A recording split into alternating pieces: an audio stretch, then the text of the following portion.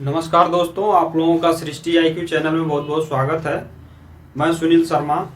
दोस्तों, हम लोग जो उत्तर प्रदेश की स्पेशल सीरीज चल रही है उसमें जो है कि आज हम लोग उत्तर प्रदेश की जनजातियों के बारे में पढ़ेंगे। तो इसको आप लोग ध्यान से देखिएगा क्योंकि ये काफ़ी महत्वपूर्ण होता है। जनजातियों से जो है कि अच्छे खासे क्वेश्चन बनते हैं उत्तर प्रदेश PCS में, इसके बाद जो है कि RO में, और जो भी वनडे लेवल के एग्जाम होते हैं उन सभी में जो है कि उत्तर प्रदेश से जो है कि क्वेश्चन बनते हैं, उत्तर प्रदेश की जनजातियों से। तो चलिए इसको हम लोग शुरू करते हैं।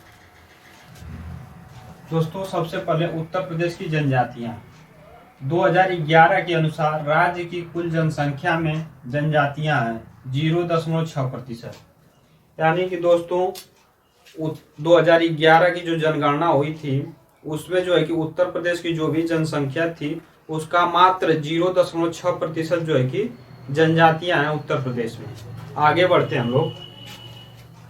उत्तर प्रदेश में अनुसूचित जनजातियों से रहित जिले। दोस्तों, उत्तर प्रदेश में दो ऐसे जिले हैं जिसमें कोई भी जनजातियां नहीं है। वो जिला है अयोध्या और दूसरा जिला है जालौन। अयोध्या को दोस्तों पहले फैजाबाद बोला जाता था, उसका नाम बदल के अयोध्या कर दिया गया है।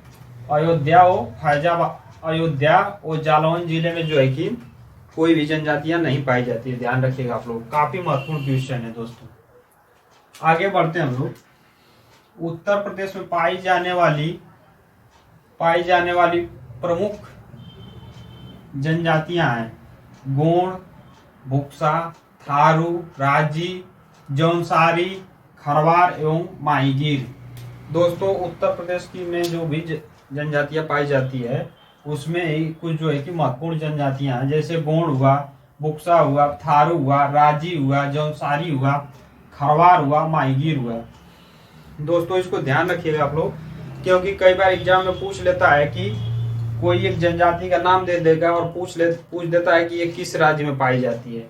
तो आपको पता होना चाहिए कि गोंड, बुक्सा, थारू, राजी, जौनसारी, खरवार एवं माहीगीर ये सब जनजातियां दोस्तों उत्तर प्रदेश में पाई जाती हैं।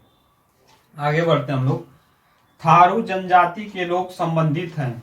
तो थारू जनजाति के लोग किससे संबंधित हैं? तो किरात वंश से। दोस्तों, थारू जनजाति के लोग किरात वंश से संबंधित हैं, इसको ध्यान रखिएगा आप लोग। थारू जनजाति के लोग निवास करते हैं। थारू जनजाति के लोग कहाँ निवास करते हैं? तो उत्तर प्रदेश के तराई क्षेत्र में। तराई का मतलब होता है दोस्तों, जब हिमालय पर्वत से जो नदियां गिरती हैं तो पर्वतीय पाद क्षेत्र के जब नीचे आती हैं तो जो नदियां आती हैं तो वहां जो है कि विलुप्त हो जाती हैं, यानी तराई नुमा हो जाती हैं। तो उसी क्षेत्र में जितने भी क्षेत्र आते हैं उसको तराई बोलते हैं। उसी क्षेत्र में जो है कि थारू जनजातियां पाई जाती हैं। और वो क्षेत्र में जैसे गोरखपुर हुआ, श्रावस्ती हुआ, महाराजगंज हुआ, बलरामपुर हुआ, लखीमपुर खीरी हुआ और बहराइच हुआ, इन सब जिलों में जो है कि थारू जनजाति पाई जाती है। एक बार और देख लीजिए, गोरखपुर, श्रावस्ती, महाराजगंज, बलरामपुर, लखीमपुर खीरी और बहराइच, इन सब जिलों में दोस्तों थारू जनजाति पाई जाती है। आगे बढ़ते हैं हम लोग। थारू जनजाति के लोग दीपावली को मनाते हैं। यानी ये भी महत्वपूर्ण क्वेश्चन है दोस्तों, कई बार एग्जाम में बना है कि किस जनजाति के लोग जो है कि दीपावली को शोक के रूप में मनाते हैं।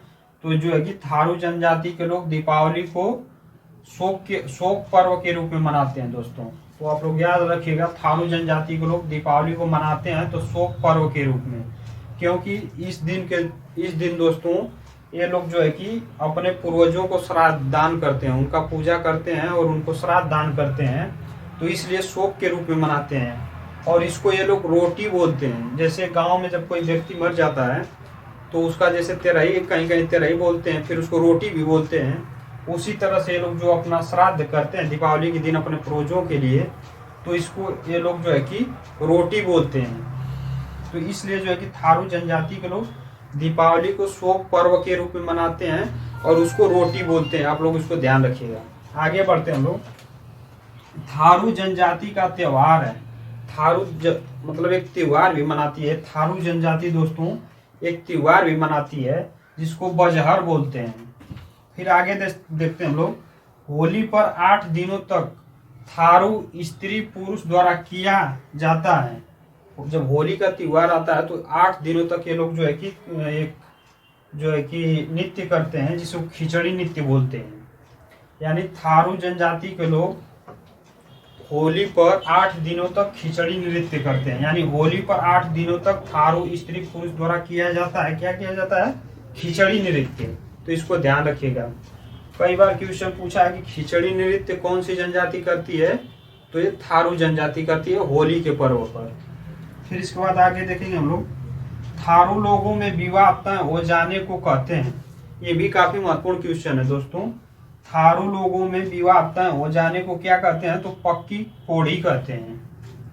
पक्की पोड़ी कहते हैं, इसको आप लोग ध्यान रखिएगा। यहाँ जो है कि गलती हो गया है, इसको पक्की पोड़ी कहते हैं, तो इसको आप लोग ध्यान रखिएगा। थारू लोगों में विवाह तय हो जाने को कहते हैं तो पक्की पोड़ी कहते हैं, इसको ध्यान रखिएगा आप लोग। फिर इसके बाद देखते हैं हम लोग, बुक्सा या भोक्सा जनजाति के लोग निवास करते हैं। बुक्सा कहिए या भोक्सा, इस जनजाति के लोग निवास करते हैं तो कहाँ करते हैं, बिजनौर में। फिर इसके बाद आगे देखते हैं, बुक्सा लोगों का संबंध माना जाता है। यानी बुक्सा लोग किस जो है कि वंश से संबंध है इन लोगों का, तो पटवार राजपूत घराने से। बुक्सा लोगों का संबंध पटवार राजपूत घराने से दोस्तों। फिर इसके बाद देखते हैं हम लोग, बुक्सा जनजाति की पंचायत का सर्वोच्च व्यक्ति कहलाता है तखत। यानी बुक्सा जनजाति का सर्वोच्च व्यक्ति क्या कहलाता है, तो तखत कहलाता है। आगे बढ़ते हैं दोस्तों हम लोग, बुक्सा लोगों में प्रचलित है, तो बुक्सा लोगों में प्रचलित है बहुपत्नी प्रथा तथा विधवा विवाह। यानी कि दोस्तों बुक्सा लोगों में एक व्यक्ति जो है कि कई पत्नी रख सकता है, और किसी पत्नी का जो है कि पति अगर मर जाता है और वो विधवा हो जाती है तो दूसरा विवाह भी कर सकती है। तो बुक्सा लोगों में प्रचलित है बहुपत्नी विवाह और जो है कि विधवा विवाह। फिर इसके बाद जो है कि आगे देखते हैं हम लोग, बुक्सा जनजाति के लोग पूजा करते हैं। बुक्सा जनजाति के लोग जो है कि चामुंडा देवी की पूजा करते हैं। फिर आगे हम लोग देखते हैं, माहीगीर जनजाति निवास करती है बिजनौर में। दोस्तों माहीगीर जनजाति जो है कि बिजनौर में निवास करती है, इसको ध्यान रखिएगा आप लोग। माहीगीर जनजाति के लोग अनुयायी हैं, किसके अनुयायी हैं, तो इस्लाम धर्म के। माहीगीर जनजाति का व्यवसाय है मछली पकड़ना। यानी कि माहीगीर जनजाति जो है कि जो व्यवसाय करती है उसका काम है मछली पकड़ना।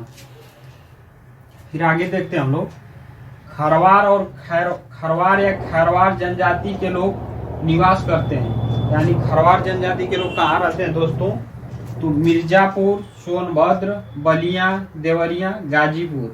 काफी महत्वपूर्ण दोस्तों, कई बार क्वेश्चन बना है कि खरवार जाति का जो है कि निवास क्षेत्र कहाँ है, तो आपको पता होना चाहिए मिर्जापुर, सोनभद्र, बलिया, देवरिया, गाजीपुर।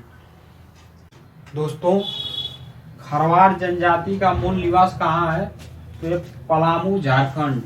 आप लोग इसको भी ध्यान में रखिएगा कि खरवार जनजाति का मूल निवास जो है कि पलामू झारखंड में है। फिर इसके बाद आगे बढ़ते हैं, खरवार जनजाति का नृत्य है, खरवार जनजाति का नृत्य कर्मा है, तो इसको भी आप लोग ध्यान रखिएगा। इसके बाद उत्तर प्रदेश की सर्वाधिक बड़ी जनजाति है। उत्तर प्रदेश काफी महत्वपूर्ण है ये। उत्तर प्रदेश की सर्वाधिक बड़ी जनजाति है तो गोंड, खरवार, थारू। यानी कि उत्तर प्रदेश में जनजातियों के हिसाब से सबसे बड़ा समूह गोंड का है, इसके बाद खरवार का, फिर इसके बाद थारू का। तो ये आप लोग ध्यान रखिएगा, ये भी कई बार क्वेश्चन बना है। तो उत्तर प्रदेश की सर्वाधिक बड़ी जनजाति गोंड है, इसके बाद खरवार है, इसके बाद जो है कि थारू है। आगे बढ़ते हम लोग, देखिए इधर दिया है जनजाति और इधर दिया है जनपद। यानी कि कुछ जनजातियां ऐसी हैं कि जो एक किसी न किसी विशेष जनपद में पाई जाती हैं, तो उनके बारे में हम लोग देखेंगे। तो यहाँ जो है कि गोंड है, धुरिया है, नायक है, ओझा है, पथारी है, राजगोण है। दोस्तों ये सब जनजातियां हैं, एक बार और देख लीजिए, गोंड, धुरिया, नायक, ओझा, पथारी और राजगोण। आगे बढ़ते हैं, इसमें किस जनपद में निवास करती हैं जनजातियां, तो दोस्तों महाराजगंज, सिद्धार्थनगर, बस्ती, गोरखपुर, देवरिया, मऊ, आजमगढ़, जौनपुर, मिर्जापुर, सोनभद्र। तो इन जिले में जो है कि ये सारी जनजातियां दोस्तों पाई जाती हैं। आगे बढ़ते हैं। दूसरा है खरवार या खैरवार। दोस्तों ये जनजाति जो है कि देवरिया, बलिया, गाजीपुर, वाराणसी, सोनभद्र, इन सब जनपदों में खरवार या खैरवार जनजाति पाई जाती है। आगे देखते हैं दोस्तों हम लोग पांखा या पानिका जनजाति कहाँ पाई जाती है। तो ये दोस्तों सोनभद्र और मिर्जापुर में। फिर आगे बढ़ते हैं हम लोग चेरो जनजाति जो है कहाँ पाई जाती है। तो ये भी दोस्तों सोनभद्र और चंदौली में। यानी पांखा और या पानिका जनजाति सोनभद्र और मिर्जापुर में, ध्यान रखिएगा आप लोग। चेरो जनजाति सोनभद्र और चंदौली में। बैगा जनजाति दोस्तों सोनभद्र में, बैगा जनजाति सोनभद्र में। और अगरिया जनजाति जो है कि ये भी सोनभद्र में।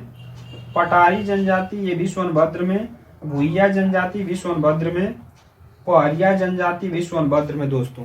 लेकिन एक सहरिया जनजाति है, ये ललितपुर में। तो इसको आप लोग ध्यान रखिएगा दोस्तों। पहरिया तो सोनभद्र है, लेकिन सहरिया ध्यान रखिएगा। कई बार क्वेश्चन बना है, लोग ज्यादातर जनजातियां सोनभद्र में पाई जाती है तो सोनभद्र मार देते हैं क्वेश्चन में। लेकिन आप जो है कि सहरिया ध्यान रखिएगा, सहरिया जनजाति ललितपुर में पाई जाती है और काफी महत्वपूर्ण क्वेश्चन है, कई बार बन चुका है।